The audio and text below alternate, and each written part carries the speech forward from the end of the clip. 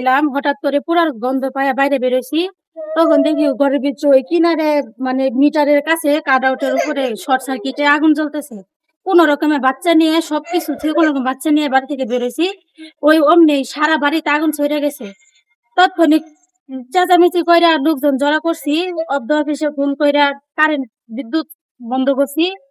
আর আগুন লাগার ১০ মিনিটের মধ্যেই ফায়ার সার্ভিসে ফোন দিছি। আমরা সহ অনেকে ফোন দিছি। সবার কাছে নাম্বার আছিল, ফোন দিছে।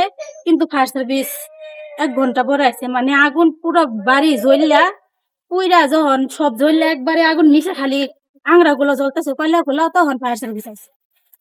জামান তো বিল্ডিংটা পুরার ব্যাপারে ঘটনা হচ্ছে যে প্রায় রাতে ১১টা ১১:৩০ দিকে এই আগুনের সূত্রপাত ঘটে বিদ্যুতের সার্কিট থেকে।